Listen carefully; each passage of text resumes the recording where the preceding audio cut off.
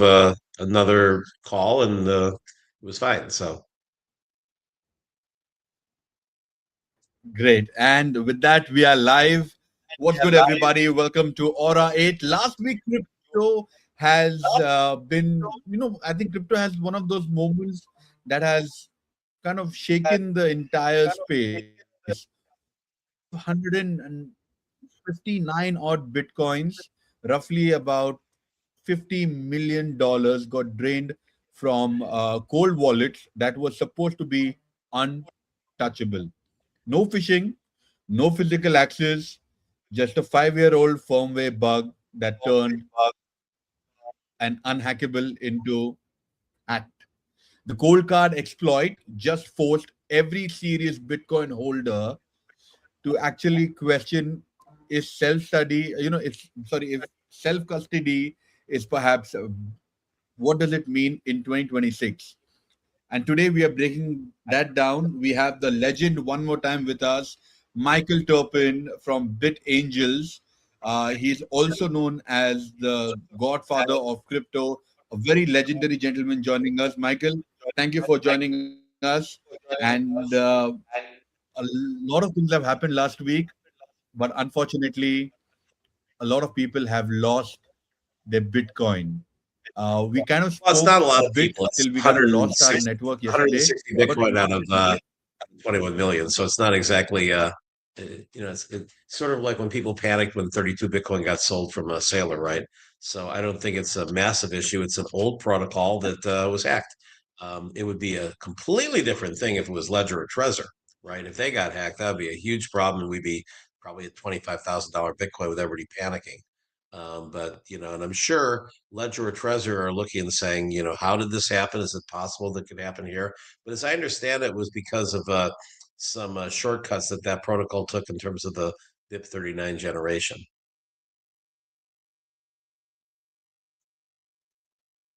so like how we mentioned this to each other yesterday, that we have never heard that cold wallet earlier, if not for this hack. But do you think that a lot of us pick up a cold wallet perhaps from back in the day, and then we forget that we kind of had a Bitcoin there? So there are a lot of people who perhaps have got cold wallets other than Treasure and Well, look, there are Ledger. still people What who would you suggest them? How do there you are think we people should keep who a I was going to say there are still people who have Bitcoin on Satoshi's original platform, right? So and so I mean obviously there's different ways of storing Bitcoin, but so far I mean I think I mean I'm in a couple of OG forums talking about how to go and securely generate your own BIP39, randomites, so that you would then be able to use that with a Trezor or a Ledger and basically have your own randomization. But I'd say that, Trezor and Ledger have never been hacked on a BIP39 generation question. They seem to have, pretty secure randomization. And so it's true until it's not true, right? But I think people are looking, and obviously if I'm someone like BitGo, I'd be feeling pretty good about saying, hey, we're more secure than your centralized sorry, on your than your self custody, and why don't you put at least some safety money into us and pay our fees, and and make sure that you have a lower chance. But so far as zero, I mean, it's not like it's not like there haven't been problems with centralized custody as well. I mean, there was one called Stakehound that like effectively lost the keys.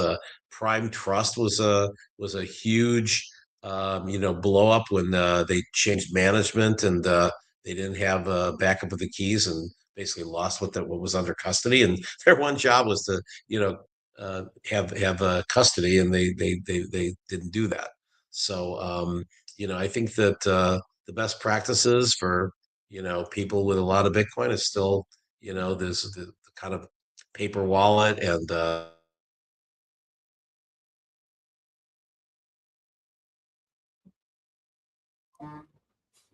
So, but Trezor and Ledger are certainly they've been best practices for over a decade each, and no one has ever lost from a BIP39 hack there. So I'm sure they're doubling down on their testing and trying to break it. But so far, I haven't heard any panic coming from either the Trezor or Ledger teams. Now, from your personal experience, what would you like to say to the victims because they are really hurt? Their mindset perhaps is kind of taken aback because they perhaps had as much as trust as you and me on Bitcoin, and they thought that I Bitcoin is don't know going who the to go victims to are. $1 Right? million. Nobody's Perhaps their children. Yeah, I don't know who the victims are. Obviously, they're kind of OGs if they were on this old protocol. So hopefully, it was a small part of their Bitcoin holdings. So I really have no comment on that because again, it was an older protocol. I'd say the lesson is make sure that you're up to speed with new developments in tech, and if there's better self custody solutions, you should move things over to them. Does this change the self custody versus ETF custodian debate per, uh, permanently, or is just a temporary scare? I mean, look, I'm sure if I was, doing my messaging and commenting from one of the major custodians, I'd say, "Hey, this wouldn't have happened with us." And so it's a talking point. But I know of zero people who are all of a sudden saying, "Oh my God, I got to get everything out of cold storage and put it into a BitGo." I mean, look for professional, managers, you have to do centralized. I mean, I have no option at my hedge fund to go and keep it on a Trezor because that's not the way the law. But because you want to have somebody who's got insurance and all this stuff. So, but I mean, look, there are certainly reasons to go and have a portion of your Bitcoin savings in sort of centralized, trusted places like BitGo. Because again, if you had everything on one platform and that one got hacked, then you lose everything. So it's always good to diversify your. I mean, even if you're just diversifying between different models of Trezor, different models of Ledger, and not having everything on one platform. I mean, uh, again, there's still people who have things on the old Bitcoin QT platform, which is basically have an entire copy of the blockchain that you have to keep updating all the time, and you have an encrypted wallet there, and that was my original wallet was Bitcoin QT. That was the one where you basically started mining when you turned it on.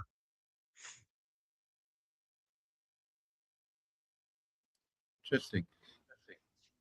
And with the way things are moving in this space, do you think that the broader market that's held most of the Bitcoin uh, would be scared because now there is a lot of rumors of quantum coming in? And I was talking to Uncle Dev Rockstar, one of the earliest devs of BitPay, if I'm not wrong, um, and Mate from he's the ex co-founder of Bitcoin.com, Mate Toke.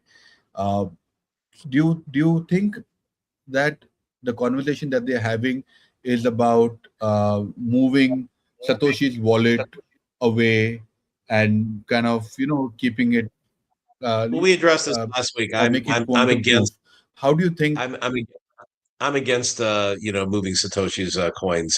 I don't think it's necessary, and I don't think it's something that would be very popular with. And I don't think it'll pass. I mean, look, for anything that substantial to pass has to go and pass the same test that happened when we did SegWit, which is you have to have 95% agreement among miners, and then you have to have the devs actually go for it. And I just don't think that that's going to happen.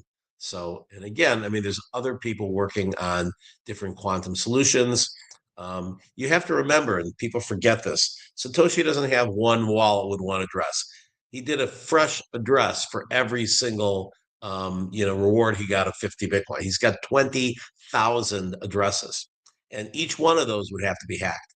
So in other words, it wouldn't be like one quantum hack and they drain 1 million Bitcoin. It'd be one hack and they drain 50, right? Now, if that happens, yeah, there's going to be a panic, and that's going to go and collapse the price of Bitcoin. Not that's never going to come back, but that'd be a fundamental protocol, hack in terms of the safety and security of that. But I don't think we're anywhere close to it. And I think that when we got to, as they call it, Q Day, that rogue players, as I've said before, they have to be able to go and get the hardware and the software, and the expertise. And right now, that's pretty much at Google and at IBM. And the chips are often, in many cases, banned for export. I just don't think it's an easy thing for North Korea to all of a sudden have a competitor to Google or IBM at scale that they can use for hacking. And if they did, they would hack the Defense Department. They would hack, ransomware for major hospitals. They would go and hack, JP Morgan. They're not going to go after, 50 Bitcoin from Satoshi's wallet that then collapses the price before they can sell it.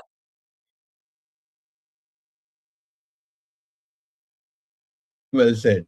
Uh, I was talking to some ordinals guys, and they were telling me that if a Bitcoin hasn't moved at all after mining, that Bitcoin apparently has a lot more value than a regular Bitcoin. The reason being, when a pension fund wants to invest, they want perhaps a clean Bitcoin, so to say. Do you believe that that is true, or one Bitcoin is the Bitcoin? It doesn't matter if it is freshly minted, never moved from the wallet, or has moved around.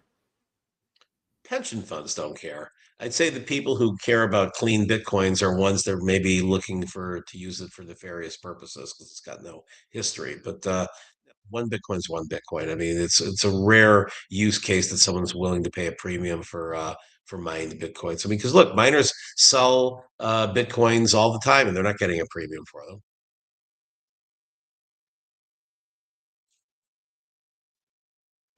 And what do you think is the realistic setup for August after the cold card fallout?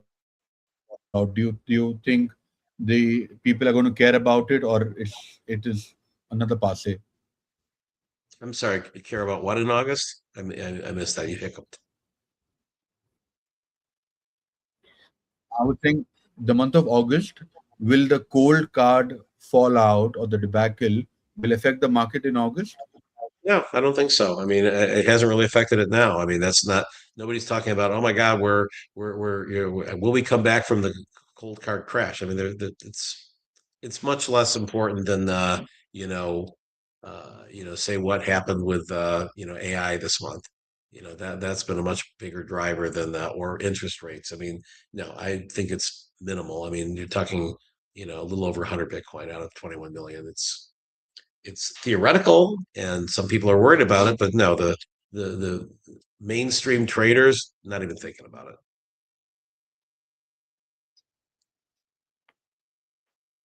Got it. And for the next week, what are your expectations with the market, and August being a month that a lot of people were looking forward to for the bull run to come in? Clearly, as you say, that the bull run is not going to be here, but where do you see the market going in the month of August? Well, I think I said at the start of last month that I saw July going up, and which it did. It's up 9%, and we put some shorts in, and that August gives it back. So I expect that we'll retrace during August and come back down to 60, and then we'll see what happens in September and October. I expect that in September or October we're going to go back into the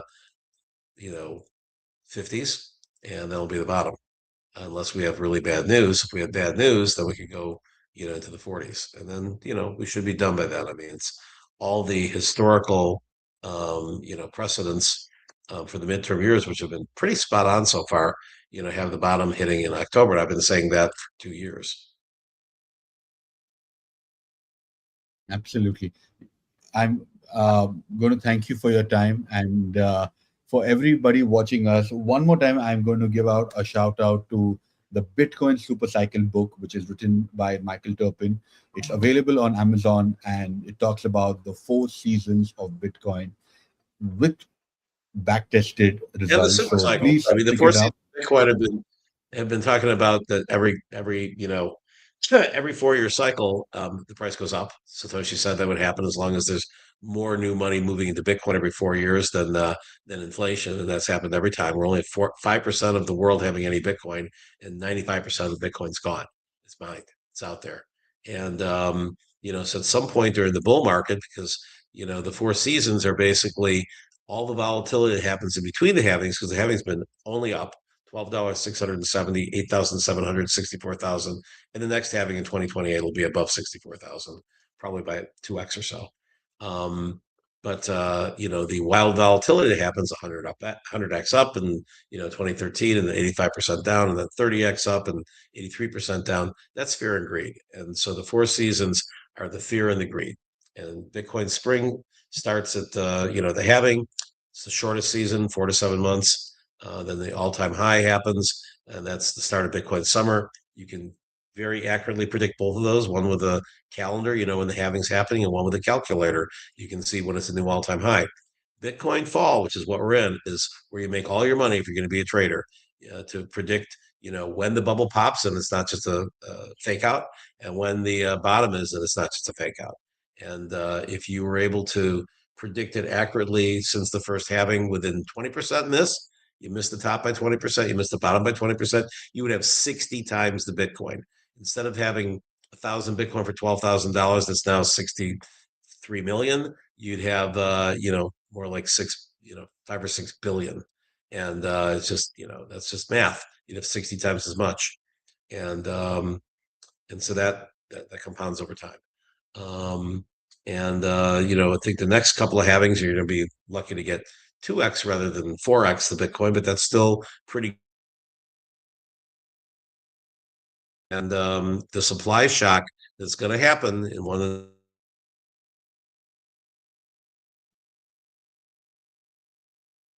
when all of a sudden you have like a God candle come up, and price goes up 20 or 30% in a day.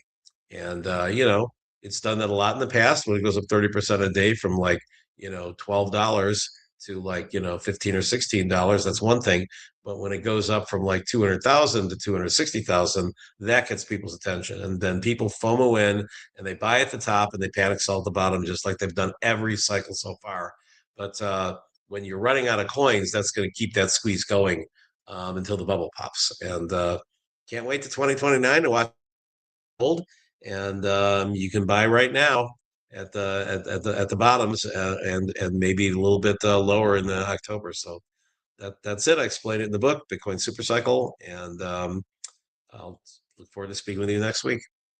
Absolutely. Looking forward to speak to you next week. And everybody, one more time, remember to go and check out the book. Okay, Michael, there's one thing that I forgot to ask you. There are couple of people who DM'd me saying that, can we get an autographed copy by Michael Terpin? So I think there's a lot of love going out to you. So I think you should consider having like a special edition. That's the best way to get it. I mean, it would be kind of hard logistically for me to do that. I mean, I'll get back to you next week and see if there's a way of doing that. Yeah. So thank you so much one more time. And for everybody out there watching, don't worry about the cold wallet hack that happened. Bitcoin is far more bigger. It was an older protocol. The crypto godfather just made it clear to all of us. So relax, watch the market, and get in when the time is right, which, according to him, is around October. So keep your bags ready and then go all in. Thank you. And by the way, this is not financial advice. So, this is perhaps passionate advice. Thank you, Michael. I see it. It's not a guarantee by any means. So, yes, absolutely. Thank you so much for your time. See you next week. We'll see you next week. All right. Bye-bye.